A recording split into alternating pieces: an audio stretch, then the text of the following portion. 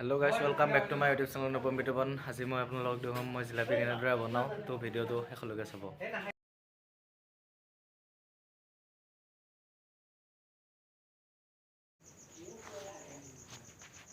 Guys jalebi বনোৱাটো ইমান সহজ কথা নহয়।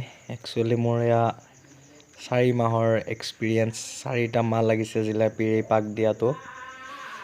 4 মাহৰ অন্তত মই এনেকৈ পাৰা হৈছোঁ আৰু এনেকৈ জিলাপি বনাওঁ মই। গাইস আপোনালোকে জানে যে পূজা বিহু মথেনি যিকোনো উৎসৱত আমাৰ এই জিলাপিটো মেইন বস্তু আৰু জিলাপিক কিছুমানে পকা মিঠৈ বুলিও কয়। তো আমাৰ ফালে জিলাপি বুলি কোৱা হয়, কিছুমান জেগাত জেলেপি। জিলাপিৰ বিভিন্ন ধৰণৰ নাম আছে একচুয়ালি। আপোনালোকৰ ফালে কি বুলি কয় জিলাপিক কমেন্ট কৰি জনাব। আৰু আমাৰ ফালে জেলেপি বুলিয়ে কয়, মোৰ ঘৰ মঙলদৈত হয়।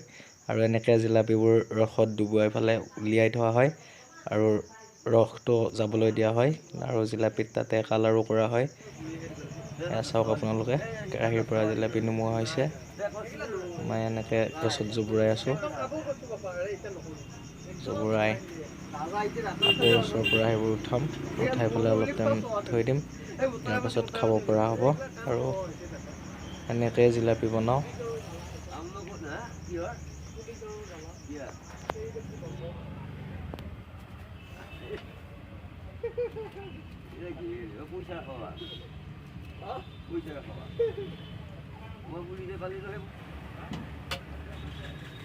এই বন্ধ কইতা